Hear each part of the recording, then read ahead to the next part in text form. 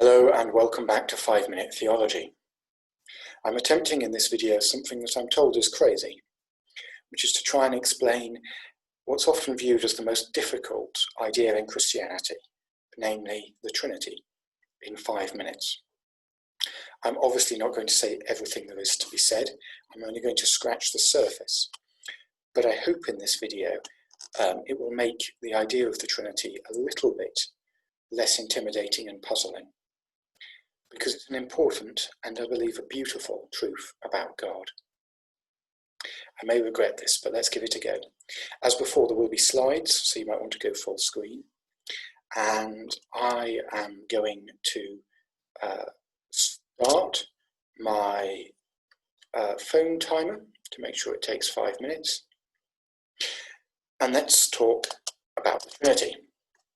Now, the basic things that Christians believe about the Trinity can be summed up very simply in a basic formula, which is that the Bible talks about the Father as being God, and the Son as being God, and the Spirit, the Holy Spirit, as being God. And it says that they're not the same person. The Father is not the Son is not the Spirit is not the Father. Each of them is God, and there is only one God. That's easy to say, but hard to understand. Here's a diagram people often draw called the shield of the Trinity. It's another attempt to explain it. The Holy Spirit, the Father, and the Son, each of them is not the other, and each of them is God, and there is only one God. Easy to say, hard to understand. It's hard to understand because that's not the way people work. That's not the way things we're used to work. If we have 3 people, we have 3 different human beings, 3 different entities. If you have one entity, one human being, then you have one person. The thing is, God doesn't work like that because he's God. He's a bit more complicated than we are. Let me do something risky and attempt an analogy, a picture. Here's a square. It's a 2-dimensional object, okay? You might draw it on a sheet of paper. And one shape, one object, is one square. With me so far. Here's a 3-dimensional object, a cube. It's a level more complicated than the square. It's in 3 dimensions, not 2. And it's made up of 6 squares. In fact, if you were to make a cube out of paper, you would start by drawing 6 squares. So you've got 6 squares here, but you've still got one shape, one object, a cube. Not 6 squares, one cube. But it's also 6 squares, one on each face. Does that make some kind of sense? As you go up a level of complexity, you get something that would be a contradiction with at a simpler level. Mathematicians tell me that this is true every time you go up a level of complexity. A dot is a 0-dimensional object, a line is a 1-dimensional object made up of an infinite number of dots. A square is a 2-dimensional object made up of 4 lines. A cube is a 3-dimensional object made up of 6 squares. A hypercube is a 4-dimensional object made up of 6 cubes coexisting within the space of one cube. And if that bends your brain, it should do, because we live in 3 dimensions. 4-dimensional objects don't make sense to us.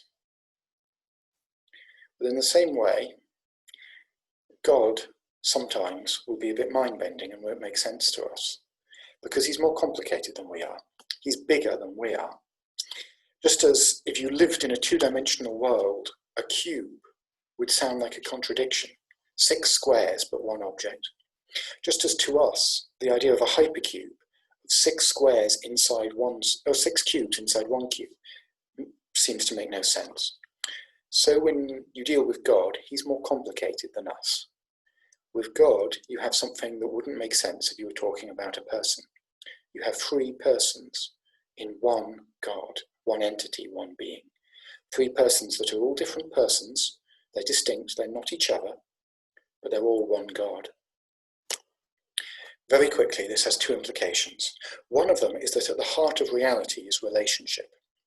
At the heart of reality is not one person alone, not therefore intelligence or self-awareness, but 3 persons in a perpetual dance of love.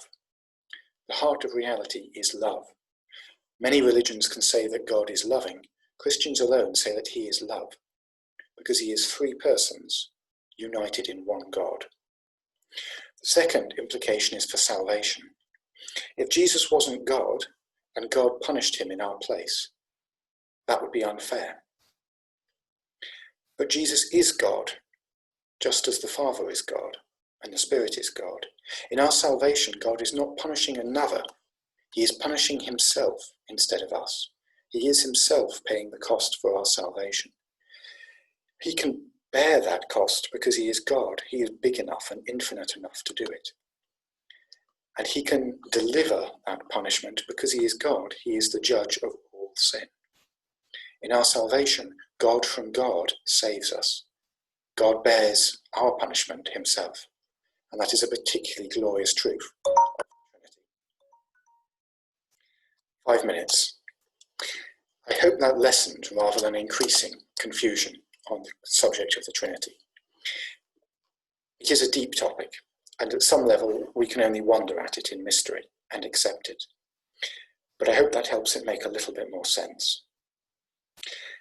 Do keep watching this series, and we will return to some of these ideas as we continue to explore 5-minute theology.